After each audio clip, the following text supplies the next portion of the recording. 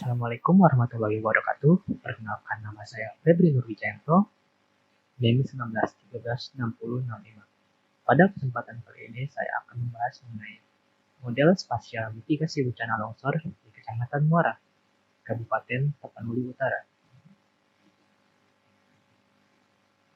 Untuk pembahasan terdapat 4 bagian, yaitu pendahuluan, metode, hasil, serta mitigasi bencana longsor. Untuk pendahuluan, longsor merupakan pergerakan massa dari batuan, puing-puing atau tanah menuruni lereng, di mana tanah longsor merupakan jenis wasting yang menunjukkan setiap gerakan tanah dan batuan menuruni lereng di bawah pengaruh langsung gravitasi. Aliran puing bisa disebut sebagai aliran lumpur atau longsoran lumpur, serta runtuhan batu adalah contoh jenis tanah longsor yang umum, di mana di gambar di kanan ini terdapat jenis-jenis tanah longsor, yaitu berupa longsoran translasi, lalu ada longsoran roboh, longsoran rotasi, pergerakan blok, rayapan, serta jatuhan.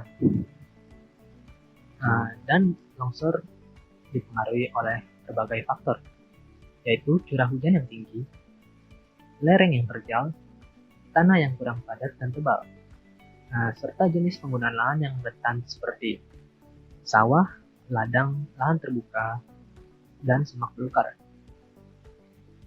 Serta faktor lain dapat mempengaruhi berbagai longsor, yaitu seperti getaran gempa, getaran ledakan, getaran mesin, getaran kendaraan, serta juga faktor berupa deforestasi yang dapat menyebabkan menjadi lahan terbuka yang rentan akan longsor. Mitigasi bencana merupakan bagian untuk meminimalkan dampak kerugian akibat kejadian-kejadian bencana, khususnya longsor, baik kerugian material maupun kerugian moral. Informasi geografis tentang keruangan suatu bencana sangat diperlukan masyarakat agar dapat meminimalkan dampak kerugian akibat kejadian-kejadian bencana. Lalu salah satu kegiatan mitigasi bencana adalah pemetaan rawan bencana, khususnya rawan bencana longsor. Secara khusus, pemetaan rawan bencana melibatkan satu dari 3 pendekatan, yaitu heuristik, analisis statistik, dan pemodelan berbasis fisik ataupun deterministik. Setiap metode ini memiliki kelebihan dan kekurangan. Pada pembahasan kali ini, metode yang digunakan merupakan metode analisis statistik.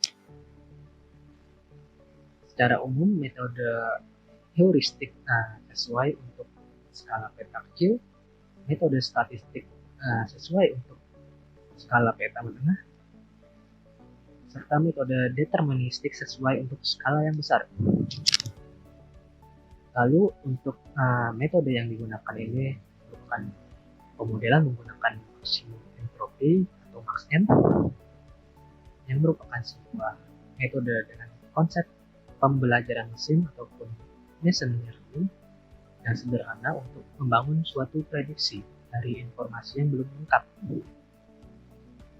Nah, dalam pemodelan MaxEnt, untuk pemodelan kerawanan longsor ini digunakan variabel titik kejadian longsor dan juga variabel lingkungan yang dapat mempengaruhi kejadian longsor, yaitu ada variabel lingkungan jenis tanah, variabel lingkungan geologi, variabel lingkungan curah hujan, variabel lingkungan NDVI yang digunakan untuk menentukan kerapatan vegetasi.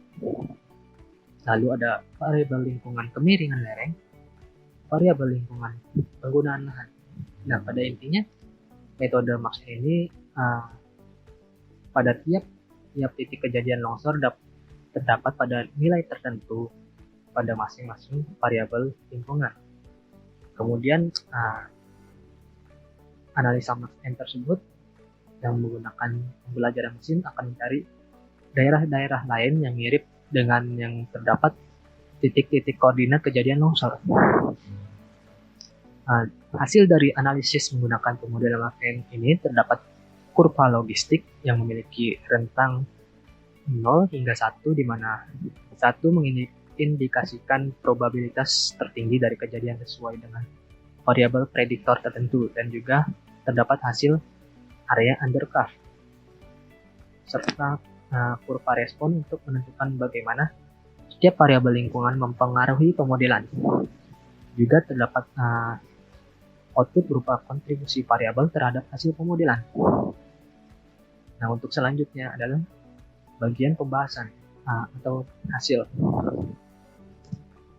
di mana berdasarkan hasil pemodelan Max-M didapatkan sebuah output peta, ya, di mana pada simbolisasinya biru merupakan kerawanan longsor yang rendah, serta hijau merupakan kerawanan longsor yang rendah hingga sedang, kuning menandakan kerawanan longsor yang sedang, lalu ada merah yang menandakan kerawanan longsor yang tinggi. Bisa dilihat pada peta ini, kerawanan longsor yang tinggi tersebar di barat, di timur laut dari Kecamatan Muara, yaitu berada di Desa Sitanggor, serta beberapa gradasi warna hijau hingga kuning yang tersebar di beberapa desa seperti Desa Hutalontung yang berada di barat dari Kecamatan Muara.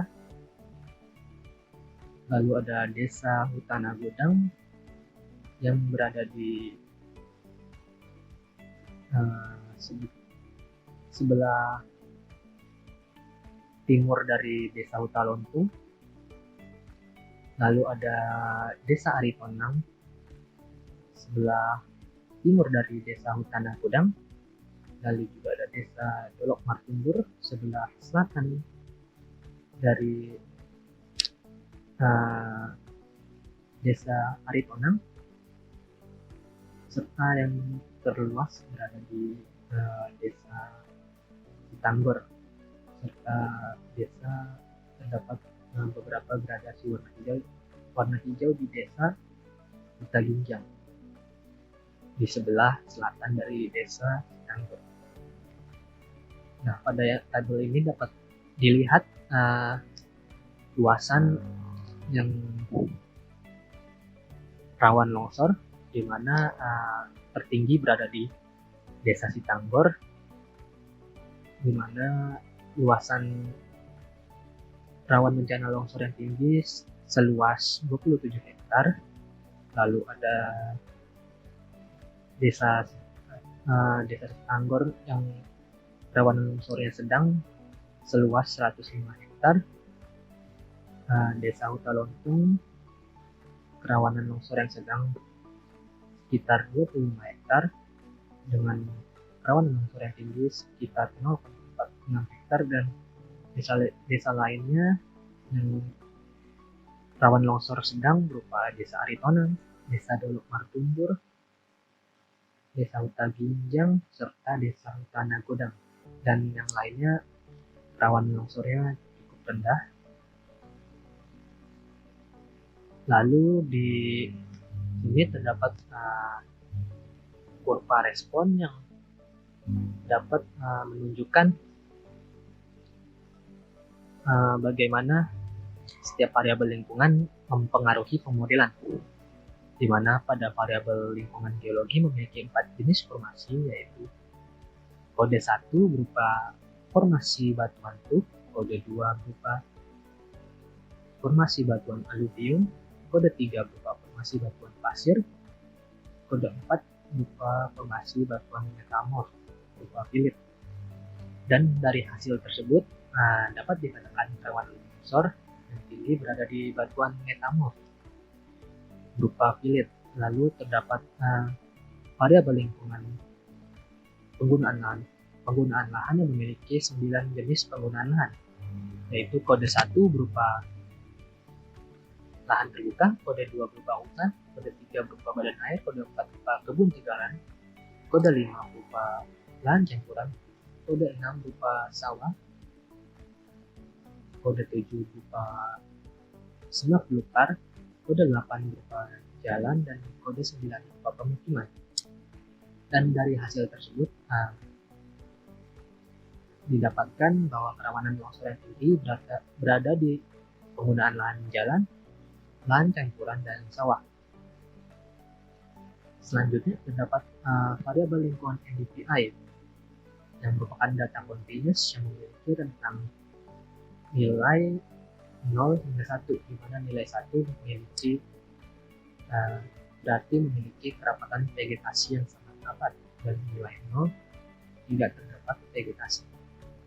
Dan dari hasil tersebut menyatakan bahwa semakin dapat vegetasi, kerawanan longsor akan semakin rendah. Yang ditunjukkan dengan garis merah yang semakin menurun dengan angka 0,896 yang dapat menunjukkan kerapatan vegetasi yang tinggi. Lalu di sini ada variabel lingkungan curah hujan yang menyatakan semakin tinggi curah hujan maka semakin rawan terjadinya longsor. Yang ditunjukkan dengan garis merah yang di mana garis merah tersebut adalah nilai rata-rata dari berapa kali running, berapa kali replikasi, serta yang biru merupakan standar deviasi dari permainan tersebut. Lalu juga ada variabel kemiringan lereng yang menyatakan bahwa semakin tinggi kemiringan lereng maka semakin rawan terjadinya longsor, di mana rentang kemiringan lereng berkisar dari 0% hingga 128%, yang dimana garis merah ini semakin naik dengan semakin tingginya persentase kemiringan lereng. Lalu ada variabel lingkungan jenis tanah yang memiliki 5 jenis tanah, yaitu kode 1 berupa jenis tanah Hydrantheps humitropeps, kode 2 berupa jenis tanah Trophaceps bluhafens tropopsamens, kode 3 berupa jenis tanah Hydrantheps distrantheps troportos, kode 4 berupa jenis tanah Hydrantheps andapes troposapis, kode 5 berupa jenis tanah Distropeps humitropeps. Dan dari hasil tersebut didapatkan bahwa kerawanan longsor yang tinggi berada di jenis tanah Distropeps humitropeps yang berada di kode 5 dari kurva respon jenis tanah. Lalu terdapat pie chart yang menunjukkan kontribusi variabel, kontribusi relatif yang dari variabel lingkungan terhadap model Max-N, di mana variabel lingkungan geologi merupakan kontribusi variabel tertinggi sekitar 43% terhadap hasil model Max-N tersebut. Nah, lalu pada bagian selanjutnya terdapat mitigasi yang dapat dilakukan, di mana mitigasi bencana terbagi menjadi 2, yaitu mitigasi struktural yang berhubungan dengan pembangunan konstruksi fisik untuk mencegah terjadinya bencana, serta mitigasi non-struktural yang berkaitan dengan perencanaan tata ruang dan pemberlakuan peraturan. di mana mitigasi struktural terdapat 5 mitigasi yang dapat dilakukan.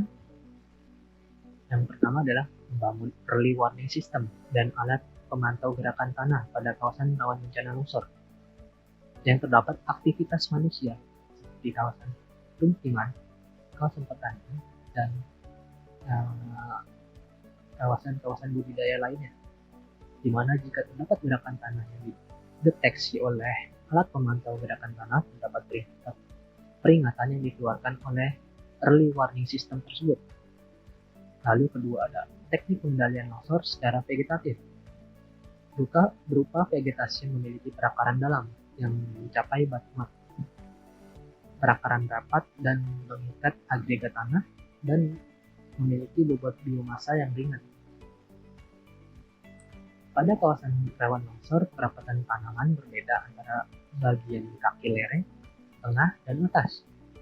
Pada bagian kaki lereng, kerapatan yang paling rapat, serta pada bagian tengah setengah dari kerapatan tanaman di kaki lereng, dan pada bagian atas seperempat dari kerapatan tanaman di kaki lereng. Nah, pada bagian atas yang kerapatan yang jarang diisi dengan tanaman rumput dan tanaman untuk tanah dengan drainase yang baik.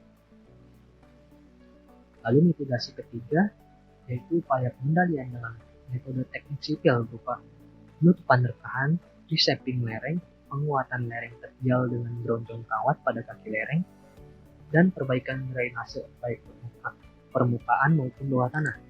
Untuk mengurangi aliran air bawah tanah dilakukan dengan cara mengalirkan air secara horizontal melalui terowongan air seperti parutan dan sulingan.